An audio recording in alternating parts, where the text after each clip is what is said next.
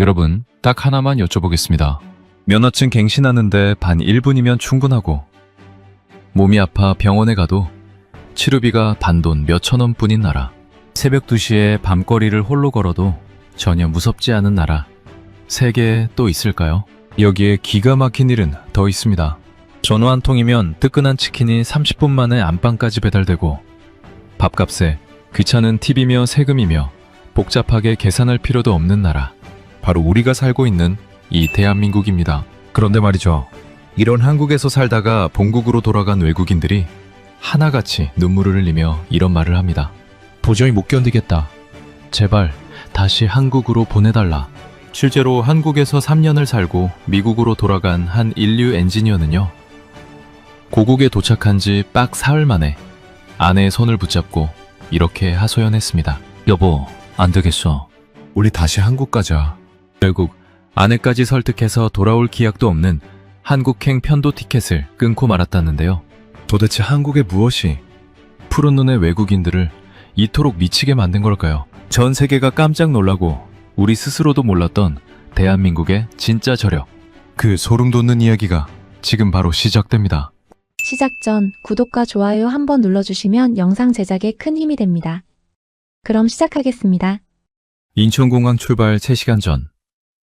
저는 고속도로 위에서 식은땀을 흘리고 있었습니다. 여권, 신용카드, 현금, 제 인생이 통째로 들어있는 지갑이 30km 뒤 사무실 책상 위에 놓여 있었거든요. 미국이었다면 그 비행기는 놓쳤습니다. 그런데 한국은 달랐습니다. 저는 마크 윌슨, 올해 35살, 텍사스 오스틴 출신 IT 엔지니어입니다. 3년 전 삼성전자 협력사 파견 발령을 받고 한국에 왔을 때 솔직히 기대는 없었습니다. 한국이라는 나라에 대해 아는 거라곤 삼성 스마트폰이랑 BTS 정도였고 동료들은 아시아 출장은 커리어에 도움은 되는데 생활은 각오해야 한다고 했거든요. 인천공항에 내려서 처음 맡은 공기, 처음 들은 한국어 안내방송, 그리고 택시기사분이 건넨 말 한마디도 못 알아들었던 그 순간이 아직도 생생합니다. 그런데 사람은 적응의 동물이더군요. 처음 석 달은 매일이 전쟁이었지만 반년쯤 지나니까 한국식 생활이 몸에 붙기 시작했습니다.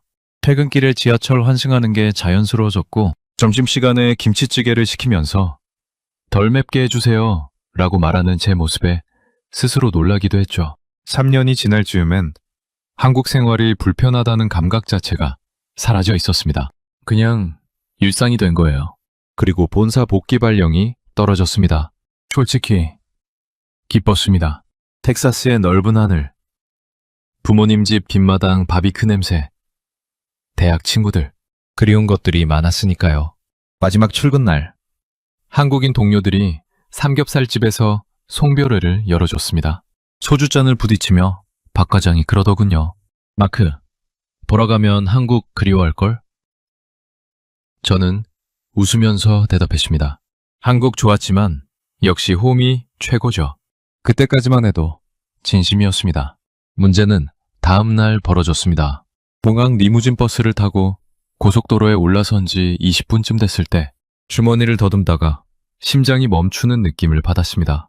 지갑이 없었습니다. 떠나는 날 사무실에 들러 책상 서랍을 정리하면서 지갑을 꺼내놓고 그대로 두고 나온 겁니다. 여권도 카드도 현금도 전부 그 안에 있어서요. 비행기 출발까지 3시간, 지금 돌아가면 왕복 1시간 반의 공항, 체크인 시간까지 합치면 아슬아슬한 정도가 아니라 거의 불가능한 상황이었습니다. 바로 박 과장에게 전화했습니다. 상황을 설명하는 제 목소리가 떨리고 있었죠. 그런데 박 과장의 반응은 의외로 담담했습니다. 마크, 일단 진정해. 여권은 어차피 필요하니까 퀵으로 바로 보낼게. 혹시 모르니까 정부24에서 영문 서류 하나 뽑아놓을 수 있는지 확인해 볼게. 전화를 끊고 10분도 안 돼서 박 과장이 카카오톡으로 메시지를 보내십니다. 퀵서비스 기사가 이미 지갑을 수거해서 공항으로 출발했다고요. 실시간 위치 추적까지 공유해줬습니다. 저는 공항에 도착해서 체크인 카운터 앞 의자에 앉아 퀵서비스 기사의 위치를 화면으로 지켜봤습니다. 출발 1시간 10분 전 기사가 도착했습니다. 지갑을 건네받는 순간 다리에 힘이 풀리더군요. 전화 한 통에 모든 게 해결됐습니다.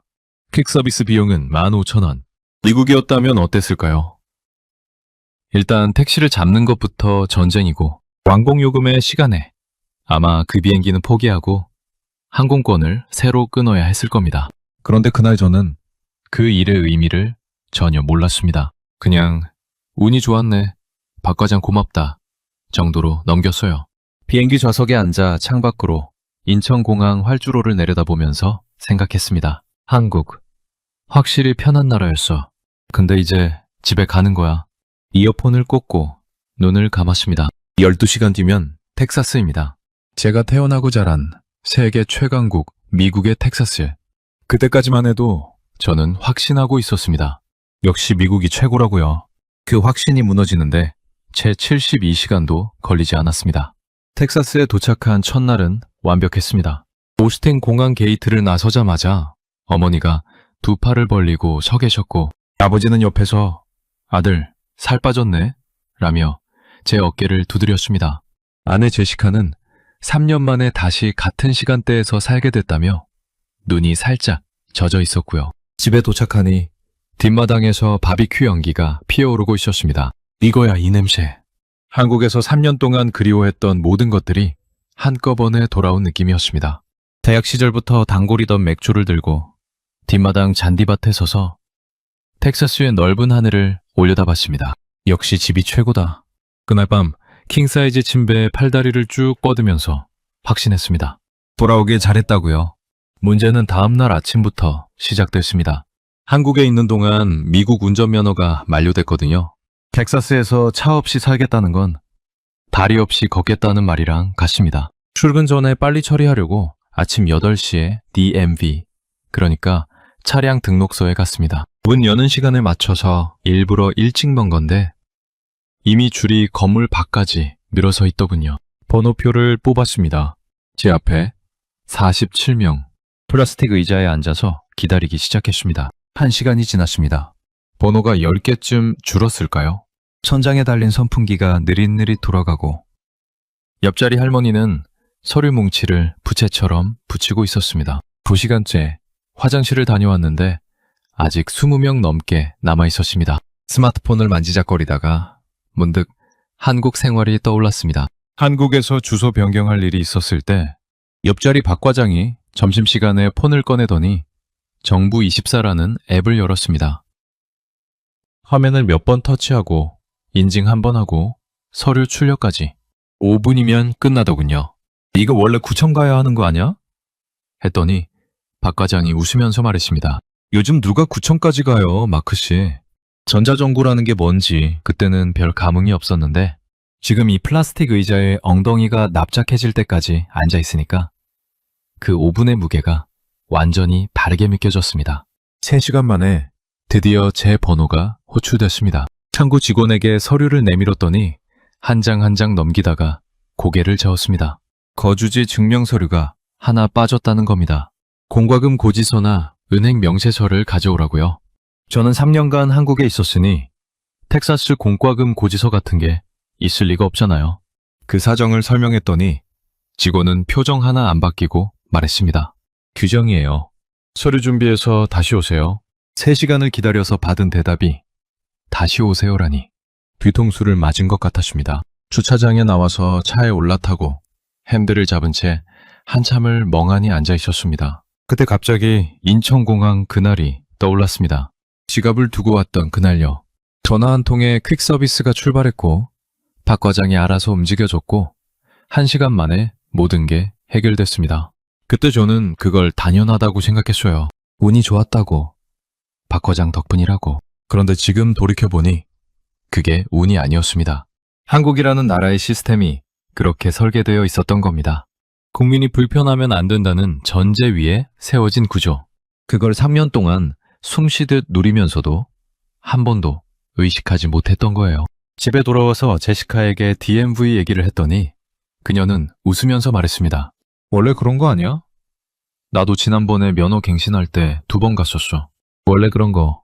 그 말이 묘하게 가슴에 걸렸습니다. 한국에서 3년을 살기 전이었다면 저도 분명 똑같이 말했을 겁니다. 원래 그런 거라고. 어쩔 수 없는 거라고. 그런데 지금은 알고 있었습니다. 원래 그런 게 아니라는 걸요. 지구 반대편에 이런 일을 몇 분 만에 끝내는 나라가 존재한다는 걸요. 그날 저녁, 내일 DMV에 다시 가야 한다는 사실을 떠올리며 서류를 정리하고 있었습니다. 또 3시간을 기다려야겠죠? 한국에서라면 이 시간에 소파에 누워서 치킨이나 시켜 먹고 있었을 텐데. 잠깐, 치킨? 갑자기 한국식 후라이드 치킨이 미치도록 먹고 싶어졌는데 냉장고에는 어제 바비큐 남은 고기뿐이었습니다. 배달앱을 열어볼까 하다가 그냥 덮었습니다. 미국 배달이 어떤지는 매일 생각하기로 했어요. 그때까지만 해도 이게 시작일 줄은 정말 몰랐습니다. 귀국 사흘째 되는 날, 어머니가 온 가족 외식을 제안했습니다. 3년 만에 돌아왔는데 제대로 된 스테이크 한번 먹어야지. 어머니 단골 스테이크하우스로 향했습니다. 아버지, 어머니, 제시카, 그리고 저. 오랜만에 네 식구가 한 테이블에 둘러앉으니 기분이 좋았습니다.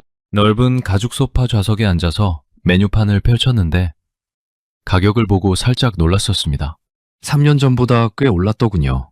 그래도 가족 모임이니까 넉넉하게 시켰습니다. 스테이크 4접시에 에피타이저, 음료까지. 음식은 훌륭했습니다.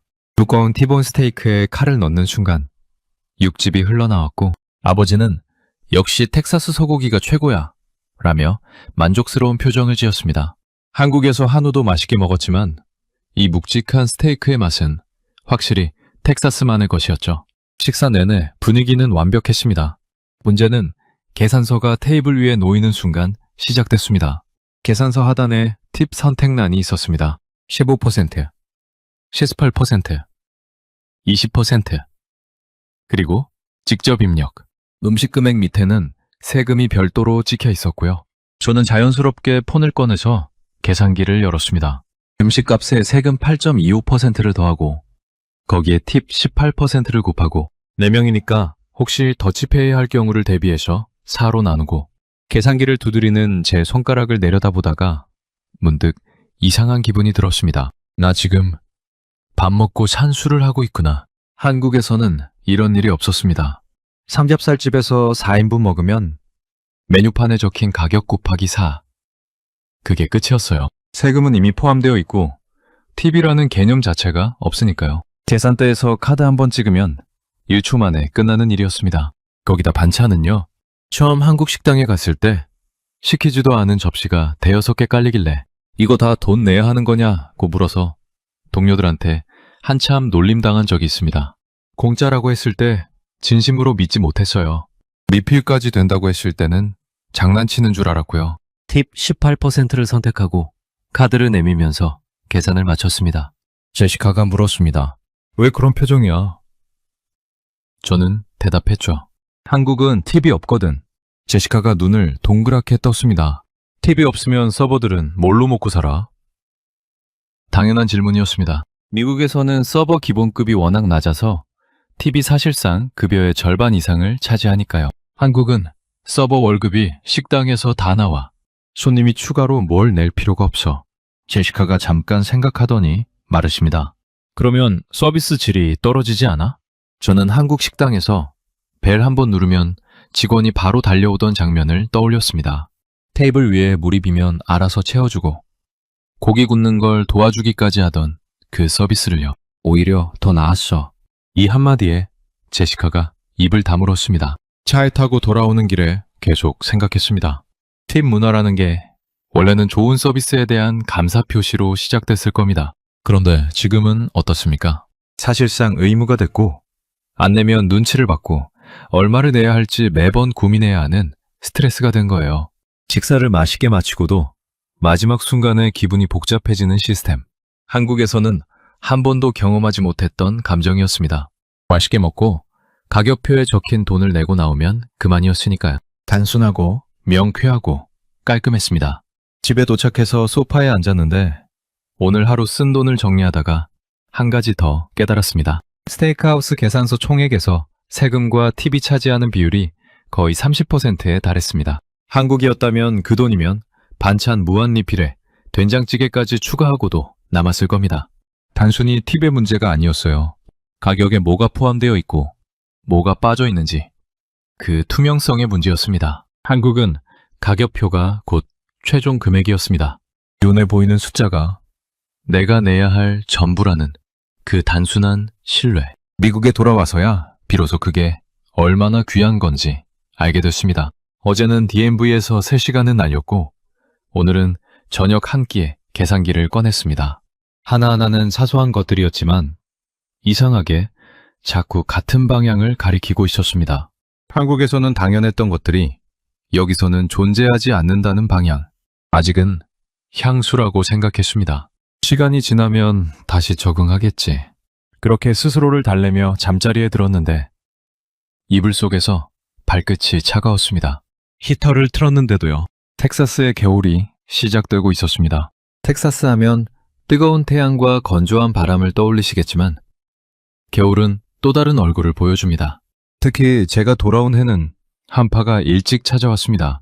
11월 말부터 기온이 영하로 떨어지기 시작했고 저는 3년 만에 텍사스의 겨울을 온몸으로 마주해야 했습니다. 한국에서의 마지막 겨울이 얼마나 따뜻했는지 그때는 미처 몰랐습니다. 귀국 후 첫 한파가 온 날 밤 침실 히터를 풀가동했습니다. 미국 주택 대부분이 그렇듯 우리 집도 중앙난방 에어 히팅 시스템이었습니다. 천장에 달린 통풍구에서 따뜻한 공기가 나와 방 안을 데우는 방식이죠. 히터를 켜고 30분쯤 지나니까 방 안 공기가 훈훈해졌습니다. 밑몸은 따뜻해져요. 문제는 발이었습니다. 이불 속에 발을 넣고 있는데 발끝이 시렸습니다. 뜨거운 공기는 위로 올라가고 차가운 공기면 아래로 깔리니까 침대 위는 괜찮은데 바닥 근처는 여전히 쌀쌀했습니다. 양말을 신고 잡았는데도 새벽 3시쯤 추워서 잠이 깼습니다. 그리고 건조함, 이걸 잊고 있었습니다. 에어히팅은 공기를 데우면서 동시에 수분을 날려버립니다. 일주일쯤 히터를 틀었더니 코 안이 바짝 마르면서 아침마다 코피가 나기 시작했습니다. 제시카가 가습기를 사왔지만 방 하나를 감당하기엔 역부족이었어요. 입술이 갈라지고 피부가 당기고 물을 아무리 마셔도 목이 칼칼했습니다. 밤마다 물컵을 머리맡에 두고 자야 했는데 아침에 일어나면 컵 안에 물이 눈에 띄게 줄어 있었습니다. 공기가 그만큼 수분을 빨아들이고 있었다는 뜻이죠. 그러다 어느 날 밤 침대에 누워서 차가운 발끝을 비비고 있는데 한국에서의 겨울밤이 떠올랐습니다. 한국 원룸에 처음 들어갔을 때 바닥이 따뜻한 게 이상하다고 느꼈던 기억이 납니다.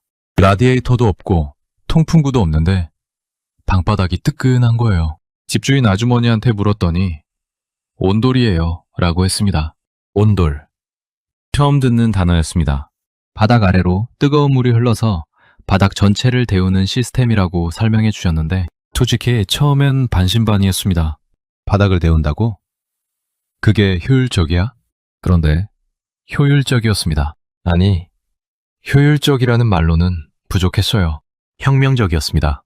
한국에서 보낸 3번의 겨울 동안 저는 난방 걱정을 해본 적이 없습니다. 퇴근하고 들어와서 현관문을 열면 발바닥부터 온기가 올라왔습니다. 신발을 벗고 맨발로 바닥을 밟는 순간 하루의 피로가 발끝에서부터 녹아내리는 느낌이었어요. 한겨울에 바닥에 이불을 깔고 드러누우면 등 전체가 따뜻하게 감싸지면서 5분 안에 잠이 들었습니다. 코피? 한 번도 난 적 없습니다. 바닥을 데우니까 공기가 과하게 건조해지지 않았거든요. 한국인 동료들은 겨울이면 당연하다는 듯이 온돌 얘기를 했습니다. 우리 집 보일러 좀 세게 틀어놔야겠다. 온돌 바닥에 귤 까먹으면 그게 천국이지. 아무도 대단한 기술이라고 생각하지 않았어요. 수천 년 전부터 내려온 난방 방식이라 한국 사람들에게는 공기처럼 당연한 것이었으니까요.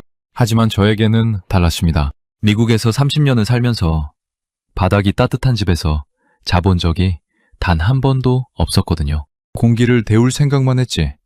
사람이 직접 닿는 바닥을 데운다는 발상. 그게 한국에서는 1000년 전부터 상식이었다는 사실이 새삼 놀라웠습니다. 제시카에게 온돌 얘기를 했습니다. 한국 집은 바닥이 따뜻해. 히터 같은 거 없이 바닥 자체가 난방이야. 제시카가 고개를 갸우뚱하더니 말했습니다. 바닥? 그럼 가구는 어떻게? 한국에서 좌식 문화가 발달한 이유. 신발을 벗고 들어가는 이유. 겨울에 방바닥에 앉아서 생활하는 이유. 온돌 하나로 한국 주거 문화 전체가 설명되더군요. 단순한 난방 기술이 아니라 삶의 방식 자체를 설계한 철학이었습니다. 그날 밤도 히터를 켜고 잠들었습니다. 예의 그 패턴대로 윗몸은 덮고 발은 시렸습니다. 가습기가 뿜어내는 작은 수증기 소리를 들으며 천장을 바라봤습니다. 3년 전까지 이게 당연하다고 생각했었죠. 추우면 히터 켜고, 건조하면 가습기 돌리고, 발이 시리면 양말 신고, 그게 난방의 전부인 줄 알았습니다. 그런데 지구 반대편에는 바닥 하나로 이 모든 문제를 동시에 해결한 나라가 있었습니다. 그걸 1000년 전에 이미 생각해냈다는 게 솔직히 좀 억울하기까지 했습니다. 이불 속에서 양말을 한 겹 더 신으면서 중얼거렸습니다. 보일러 하나면 되는 건데. 텍사스의 밤은 길었습니다. 원사복귀의 첫 주, 가장 먼저 실감한 건 출퇴근의 무게였습니다. 한국에서는 회사까지 지하철로 40분이면 도착했습니다. 집에서 역까지 걸어서 5분, 환승 1번, 그리고 회사 앞 정류장까지 버스 10분. 교통카드 하나면 전부 해결이었죠. 텍사스는 달랐습니다. 회사까지 편도 45분인데 이건 차가 안 막혔을 때 얘기입니다. 출근 시간대에는 1시간은 넘기는 게 일상이었고 금요일 저녁이면 1시간 반도 각오해야 했습니다. 핸들을 잡고 앞차 뒷공무니만 바라보는 시간이 하루에 2시간이 넘었습니다. 한국에 있을 때도 서울교통이 막힌다는 얘기는 들었습니다. 실제로 퇴근 시간 2호선은 사람에 치여서 숨쉬기도 힘들었고요. 그런데 결정적인 차이가 있었습니다. 선택지가 있었다는 겁니다. 지하철이 막히면 버스를 타면 됐고, 버스가 늦으면 다른 일을 빌리면 됐습니다. 최악의 경우에도 택시를 잡으면 1만 원대에 어디든 갈 수 있었어요. 텍사스에서는 선택지가 하나뿐입니다. 차가 막히면 그냥 막히는 겁니다. 대안이 없어요. 버스가 있긴 한데 배차 간격이 30분에서 1시간이고 노선도 제한적이라 출퇴근용으로는 사실상 불가능합니다. 돈 계산을 한번 해봤습니다. 주유비가 한 달에 약 $250, 자동차 보험료가 월 $180, 회사 주차비가 월 $100, 여기에 차량 할부금까지 합치면 출퇴근에만 매달 $700 이상이 나갔습니다. 한국 원으로 대략 90만 원이 넘는 금액입니다. 한국에서 교통비가 얼마였는지 기억이 났습니다. 교통카드에 한 달에 5만 원 정도 충전했던 것 같아요. 환승 할인이 적용되니까 지하철에서 버스로 갈아타도 추가 요금이 거의 없었거든요. 5만 원과 90만 원, 18배 차이. 이게 같은 선진국의 출퇴근 비용인가 싶었습니다. 어느 날 퇴근길에 비가 내렸습니다. 고속도로 위에서 차가 꼼짝도 안 하는데 와이퍼만 규칙적으로 앞유리를 긁고 있었습니다.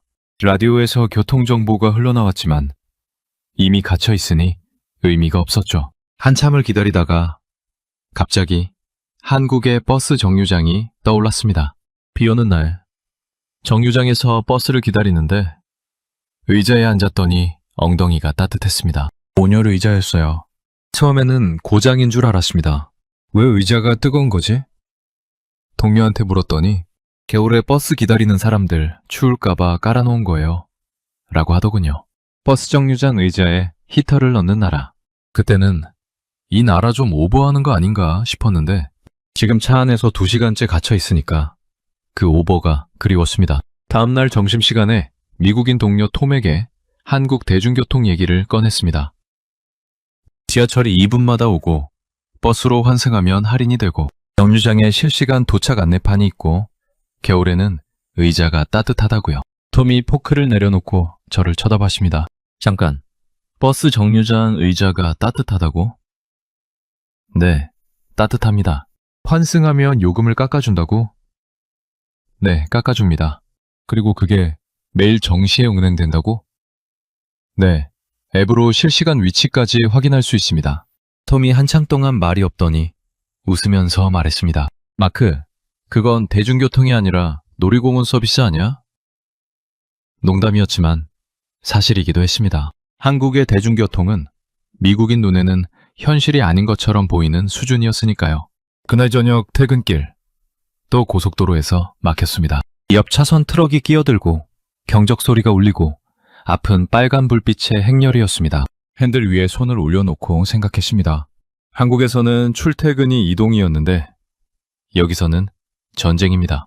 매일 아침 출근하기 위해 전투를 치르고 저녁에 집에 돌아오기 위해 또 전투를 치르는 거예요. 돈도, 시간도, 에너지도 전부 도로 위에서 소모되고 있었습니다. 그때 문득 한 가지 생각이 스쳤습니다. 대중교통은 단순히 싸고 편한 이동수단이 아니라는 거예요.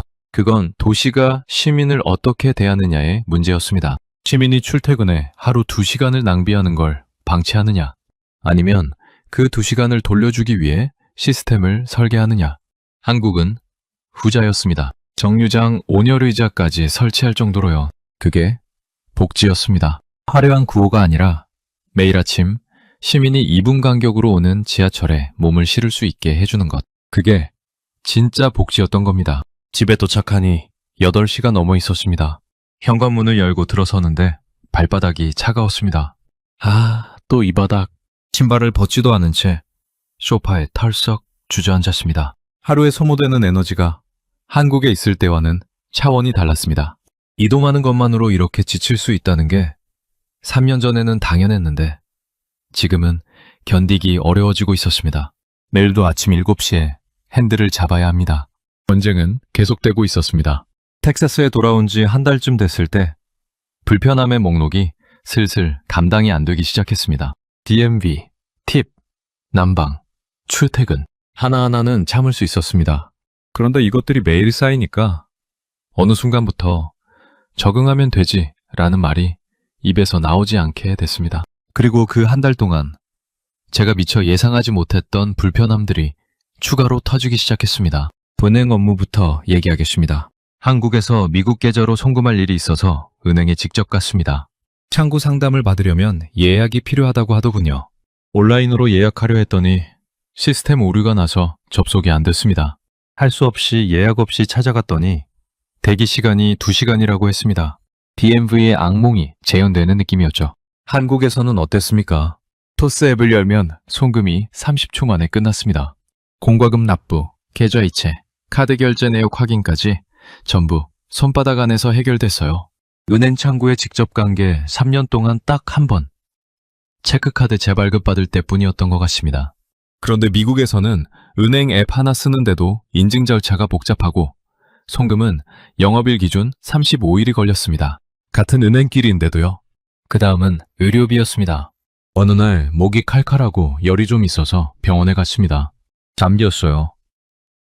의사가 목을 들여다보고 청진기 대고 처방전 써주는데 10분도 안 걸렸습니다. 그런데 2주 뒤에 날아온 청구서를 보고 눈을 의심했습니다. 보험 적용 후에도 $150. 한국 원으로 거의 20만 원이었습니다. 감기예요, 감기. 한국에서 감기로 동네 내과에 갔을 때가 떠올랐습니다. 진료비 5,000원에 약값 3,000원. 합쳐서 8,000원이면 끝이었습니다. 처음 그 가격을 보고 진짜 이게 다야? 라고 물었다가 접수 직원이 웃었던 기억이 납니다. 연 $50와 8,000원. 같은 감기를 치료하는데 이 차이가 정상입니까? 그리고 치안 문제가 있었습니다. 한국에서의 습관이 하나 있었는데 야근하고 밤 11시쯤 퇴근하면 집 앞 편의점에 들르는 거였습니다.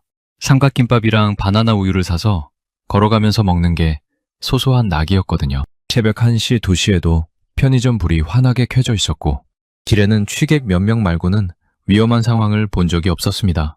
혼자 걸어도 무섭다는 생각을 해본 적이 단 한 번도 없었어요. 텍사스에서는 달랐습니다. 밤 10시만 지나면 제시카가 말했습니다. 마크, 이 시간에 혼자 나가지 마. 편의점이 가깝긴 했지만 걸어서 15분 거리였고 중간에 가로등 없는 구간이 있었습니다. 한 번은 늦은 밤 차를 몰고 주유소에 갔는데 주차장 구석에서 누군가 소리를 지르고 있었습니다. 서둘러 주유하고 나오면서 심장이 두근거렸습니다. 한국에서는 한 번도 느끼지 못했던 종류의 긴장감이었습니다. 배달 문화도 빼놓을 수 없었습니다. 어느 금요일 밤 퇴근하고 너무 지쳐서 저녁 만들 기력이 없었습니다. 배달 앱을 열었습니다. 피자 한 판 가격이 $18였는데 배달비 $5, 서비스 수수료 $3, 여기에 팁까지 합치니 총 $30가 넘었습니다. 피자 한 판에 4만 원이라니. 한국에서는 어땠죠? 밤 11시에 치킨을 시키면 배달비 무료에 2만 원이면 양념 반, 후라이드 반에 콜라까지 왔습니다. 30분이면 도착했고요. 비 오는 날에도, 눈 오는 날에도 배달은 왔습니다. 당시에 저는 오히려 걱정했었어요. 이런 날씨에 배달을 시켜도 되나? 그런데 한국 동료들은 비 오는 날이 치킨 아니야? 라며 자연스럽게 주문 버튼을 누르더군요. 마지막으로 생활 인프라 밀도 문제가 있었습니다. 어느 일요일 아침, 우유가 떨어져서 사러 나갔습니다. 가장 가까운 식료품점까지 차로 10분, 주차하고 우유 하나 집어들고 계산하고 다시 차 타고 돌아오는데 왕복 30분이 걸렸습니다. 우유 하나에 30분이요. 한국 집 앞에는 편의점이 있었습니다. 걸어서 2분. 슬리퍼 끌고 나가서 우유 사고 돌아오는데 5분이면 충분했습니다. 편의점뿐만이 아니었어요. 약국, 세탁소, 카페, 문구점까지 전부 도보 5분 안에 있었습니다. 한국에서는 필요한 게 생기면 일단 걸어 나가면 되는데 여기서는 뭘 하든 일단 차키부터 집어야 했습니다. 그날 저녁 소파에 앉아서 멍하니 천장을 바라봤습니다. DMV, 팁, 난방, 출퇴근, 은행, 의료비, 치안, 배달, 편의점. 목록이 너무 길어지고 있었습니다. 하나하나는 사소합니다. 전화갱신이 불편한 거, 팁 계산이 귀찮은 거, 발이 시린 거. 어느 것 하나 인생을 바꿀 만큼 거대한 문제는 아니었어요. 그런데 이것들이 매일, 매 순간 쉬지 않고 쌓이니까 어느 순간 질문이 바뀌었습니다. 왜 미국은 이렇게 불편하지?가 아니라 왜 한국은 그렇게 편했던 거지? 로요. 세계 최강국, 경제 규모 1위, 기축통화, 달러의 나라. 그 타이틀이 일상의 편리함과는 아무 상관이 없다는 걸 저는 한국에서 3년을 살고 나서야 깨달았습니다. GDP 순위가 높다고 국민이 편한 건 아니었습니다. 국력이 강하다고 삶의 질이 높은 것도 아니었고요. 편리함은 국가의 크기가 아니라 시스템의 방향에서 나오는 것이었습니다.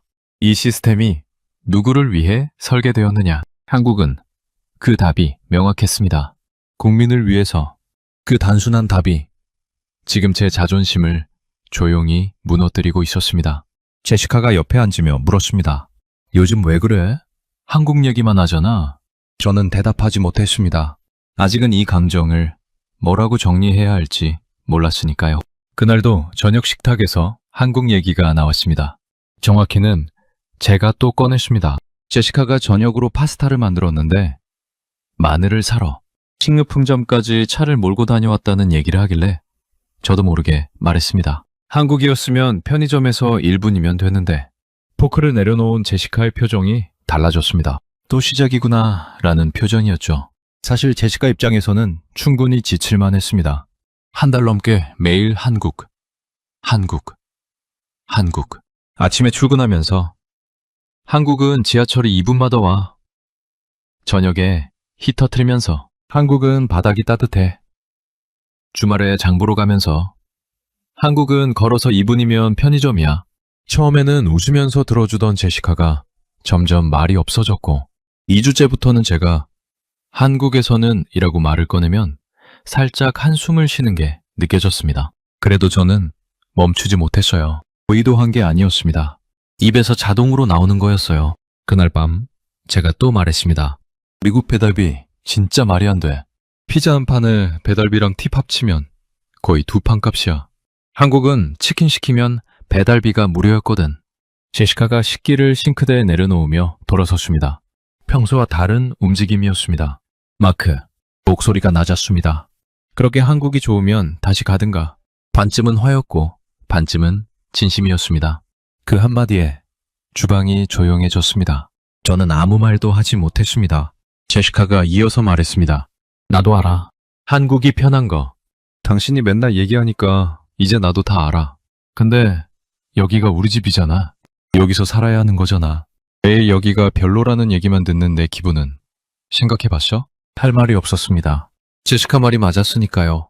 저는 한 달 넘게 아내 앞에서 우리가 사는 곳을 깎아내리기만 한 겁니다. 불편한 건 사실이지만 그걸 매일 옆 사람한테 쏟아내는 건 다른 문제였어요. 제시카는 3년 동안 혼자서 텍사스에서 버텨온 사람이었습니다. 제가 한국에서 편하게 지내는 동안 이 불편한 미국에서 혼자 면허도 갱신하고 틱도 계산하고 추운 밤도 견뎌온 거예요. 그날 밤 제시카가 먼저 침실에 들어간 뒤 저는 거실 소파에 혼자 앉아 있었습니다. 히터 바람이 천장에서 내려오고 있었지만 발끝은 여전히 시렸습니다. 불을 끄고 어둠 속에서 한참을 생각했습니다. 내가 지금 느끼는 게 뭘까? 단순한 향수인가? 한국 음식이 그립고 온돌이 그립고 편의점이 그리운 것뿐인가? 아니었습니다. 그것보다 더 근본적인 무언가가 있었습니다. 한국에서 3년을 살면서 저도 모르게 삶의 기준선이 바뀌어 있었습니다. 행정은 빨라야 하고 가격은 투명해야 하고 난방은 바닥부터 올라와야 하고 대중교통은 2분 간격이어야 하고 밤길은 안전해야 하고 아플 때 병원비 걱정을 하면 안 된다. 한국에서는 이 모든 게 기본값이었습니다. 특별한 혜택이 아니라 시스템이 보장하는 일상의 표준이었어요. 그리고 일단 그 기준선을 경험한 사람은 다시 내려갈 수가 없었습니다. 제가 지금 겪고 있는 게 정확히 그거였습니다. 이건 한국이 좋고 미국이 나쁘다는 단순한 비교가 아니었습니다. 미국은 제가 태어나고 자란 나라이고 가족이 있고 추억이 있고 제 정체성에 뿌리가 있는 곳입니다. 그 감정은 변하지 않았어요. 하지만 삶의 질이라는 건 감정이 아니라 시스템의 문제였습니다. 매일 아침 몸이 경험하는 편리함과 불편함의 총합, 그 총합에서 한국은 제가 아는 어떤 나라보다 앞서 있었습니다. 그리고 한번 그걸 알아버린 이상 모르는 척 할 수가 없었습니다. 소파에서 일어나 서재로 갔습니다. 노트북을 열고 빈 문서를 하나 만들었습니다. 제목을 적었습니다. Why Korea? 왜 한국인가? 이 질문에 제대로 답할 수 있다면 제시카를 설득할 수 있을 거라고 생각했습니다. 감정이 아니라 데이터로, 불평이 아니라 근거로. 제시카가 그렇게 좋으면 다시 가든가 라고 했을 때 그건 화가 나서 던진 말이었지만 저는 그 안에서 가능성을 봤습니다. 다시 가도 되는 거냐고, 정말 갈 수 있는 거냐고. 새벽 2시까지 타이핑을 했습니다. 행정, 가격, 난방, 교통, 치안, 의료, 배달, 생활 인프라. 한 달 동안 몸으로 느꼈던 모든 것들을 항목별로 정리했습니다. 숫자를 찾고 비교표를 만들고 한국에서 찍어둔 사진까지 첨부했습니다. 이건 아내에게 보여줄 프레젠테이션이 될 거였습니다. 제 인생에서 가장 중요한 프레젠테이션. 키보드에서 손을 떼고 화면을 바라봤습니다. 8개 항목, 32장 슬라이드. 이게 제시카를 설득할 수 있을까? 확신은 없었습니다. 하지만 한 가지는 확실했습니다. 저는 이미 답을 알고 있었다는 것. 72시간 만에 알았던 걸 한 달 동안 외면하고 있었을 뿐이라는 것. 내일 아침 제시카에게 보여줄 겁니다. 일요일 아침 제시카가 커피를 내리고 있을 때 노트북을 식탁 위에 올려놓았습니다. 제시카가 커피잔을 들고 돌아서다가 화면을 보더니 멈췄습니다. Why Korea? 제목 아래 깔끔하게 정리된 슬라이드가 떠 있었거든요. 이게 뭐야? 저는 의자를 당기며 말했습니다. 앉아봐. 10분만 줘. 제시카가 살짝 경계하는 눈으로 앉았습니다. 또 한국 자랑이겠거니 하는 표정이었죠. 저는 첫 번째 슬라이드를 넘겼습니다. 항목 1. 행정 처리. DMV에서 면허 갱신하는데 이틀에 걸쳐 총 6시간이 걸렸습니다. 한국 정부 24에서는 동일한 민원 처리가 평균 5분에서 10분 사이에 완료됩니다. 제가 직접 경험한 건 아니지만 옆에서 지켜본 것만으로도 충분히 확인할 수 있었던 사실이죠. 온라인으로 처리 가능한 민원 종류가 3,000개가 넘습니다. 제시카가 고개를 살짝 기울였습니다. 관심이 생긴 표정이었어요. 항목 2. 가격 투명성. 스테이크하우스에서 4인 식사 후 세금과 팁을 합산하니 음식값의 약 30%가 추가됐습니다. 한국은 메뉴판 가격이 곧 최종 가격입니다. 세금 포함, 팁 없음, 반찬 무료. 제시카가 팁이 진짜 없어? 라고 다시 물었습니다. 세 번째로 확인하는 거였는데 아직도 믿기 어려운 모양이었습니다. 항목 3. 난방. 미국 에어히팅 시스템의 구조적 문제를 정리했습니다. 따뜻한 공기는 위로, 차가운 공기는 아래로. 결과적으로 머리는 덥고 발은 시린, 불균형. 거기에 극심한 건조, 한국 온돌은 바닥 전체를 데워서 열이 아래에서 위로 고르게 올라갑니다.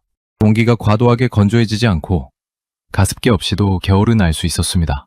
제시카가 무의식적으로 자기 발을 내려다봤습니다. 양말을 2겹 신고 있었거든요. 항목 4. 대중교통. 텍사스에서 출퇴근에 월 $700 이상을 쓰고 있다는 숫자를 보여줬습니다. 한국에서는 월 5만 원, 약 $40면 지하철과 버스를 무제한에 가깝게 이용할 수 있었습니다. 환승 할인. 실시간 도착 안내. 2분 간격 배차. 제시카가 계산기를 꺼내더니 연간 차이를 계산했습니다. 눈이 커졌습니다. 항목 5. 치안. 한국에서 야간 범죄율이 미국 주요 도시 대비 현저히 낮다는 통계를 보여줬습니다. 제가 새벽 2시에 편의점을 다녀오던 일상을 설명하자 제시카가 말했습니다. 새벽 2시에 혼자 걸어 다녔다고? 네, 한 번도 무서웠던 적이 없습니다. 제시카의 표정이 처음으로 진지해졌습니다. 밤에 혼자 밖을 못 나가는 게 얼마나 답답한지 이 사람이 누구보다 잘 알고 있었으니까요. 항목 6. 의료비. 감기 진료비 비교표를 띄웠습니다. 미국 $150, 한국 약 $6. 같은 감기, 같은 진료, 25배 차이. 여기에 한국 국민건강보험 시스템의 커버리지를 추가로 설명했습니다. 제시카가 고개를 저었습니다. 이건 좀 말이 안 되는데? 말이 안 되는 게 맞습니다. 그런데 사실이에요. 항목 7. 배달 문화. 미국에서 피자 한 판을 배달시키면 음식값 $18에 배달비, 서비스 수수료, 팁까지 합산 $30 이상. 한국에서는 치킨 한 마리 배달에 2만 원, 배달비 무료, 30분 이내 도착이 기본이었습니다. 제시카가 웃었습니다. 배달비가 무료라고? 누가 그 비용을 내는 건데? 좋은 질문이었습니다. 한국 배달 시스템의 경쟁 구조와 플랫폼 생태계를 간단히 설명했더니 제시카가 진심으로 감탄하는 표정을 지었습니다. 항목 8. 생활 인프라 밀도. 한국 집에서 도보 3분 이내에 접근 가능했던 시설 목록을 나열했습니다. 편의점, 약국, 세탁소, 카페, 문구점, 미용실. 텍사스에서 같은 시설을 이용하려면 차로 최소 10분에서 15분. 우유 하나 사는데 왕복 30분이 걸리는 나라와 슬리퍼 끌고 2분이면 되는 나라. 제시카가 한참 동안 화면을 바라봤습니다. 32장. 슬라이드가 끝났습니다. 주방에 커피 향이 가득했고 제시카의 커피는 식어 있었습니다. 그만큼 집중해서 봤다는 뜻이었죠. 저는 마지막 슬라이드를 열었습니다. 거기에는 숫자도 그래프도 없었습니다. 한 줄만 적혀 있었어요. 편리함은 사치가 아니라 시스템이 국민을 어떻게 대하느냐의 문제입니다. 제시카가 화면에서 눈을 떼고 저를 봤습니다. 한참 동안 아무 말이 없었습니다. 그러다 조용히 말했습니다. 이거 진심이지?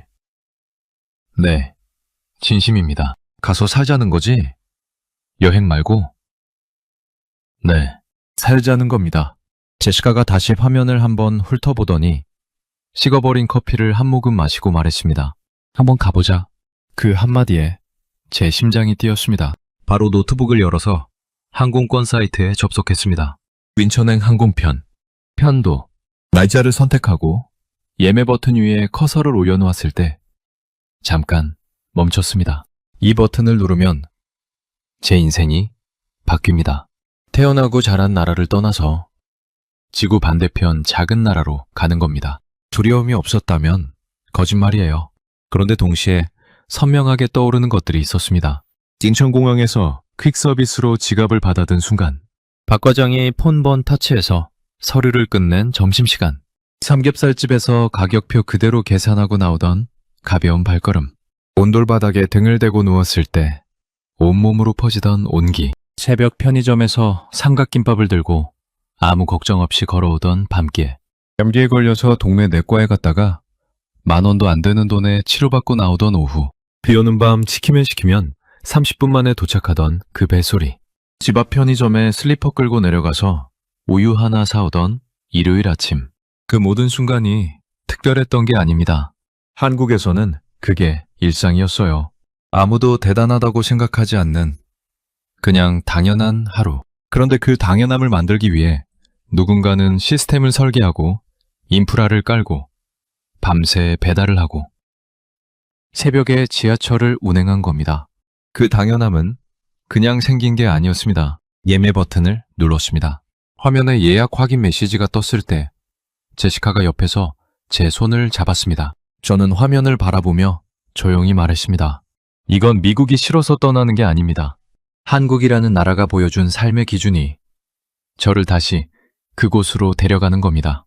그리고 이 이야기를 듣고 계신 여러분께 한 가지 말씀드리고 싶습니다. 여러분이 매일 누리고 있는 이 편리함, 이 안전함, 이 시스템, 그걸 당연하다고 느끼실 수도 있습니다. 저도 3년 동안 그랬으니까요. 하지만 지구 반대편에서 돌아온 한 미국인의 눈에는 그게 기적이었습니다. 여러분의 부모님 세대가, 그리고 여러분이 땀 흘려 만든 이 나라의 시스템이 한 외국인 엔지니어의 인생을 통째로 바꿔놓았습니다. 그 사실을 꼭 기억해 주셨으면 합니다. 인천행 비행기 안에서 창밖을 내다봤습니다. 구름 아래로 태평양이 펼쳐져 있었습니다. 12시간 뒤면 인천공항입니다. 3년 전 처음 왔을 때는 낯설기만 했던 그 공항이 지금은 집처럼 느껴졌습니다. 여러분, 오늘의 이야기는 여기까지입니다. 텍사스에서 돌아온 마크 윌슨. 지금쯤 서울 어딘가에서 온돌 바닥 위에 드러누워 치킨을 시키고 있지 않을까요? 우리가 매일 당연하게 누리는 것들이 누군가에게는 인생을 바꿀 만큼 특별한 것이었습니다. 여러분은 한국에서 살면서 가장 편하다고 느끼는 게 뭔가요? 댓글로 함께 나눠주세요. 오늘도 여러분 모두 따뜻하고 건강한 하루 보내시길 바랍니다. 긴 영상 끝까지 시청해 주셔서 감사합니다.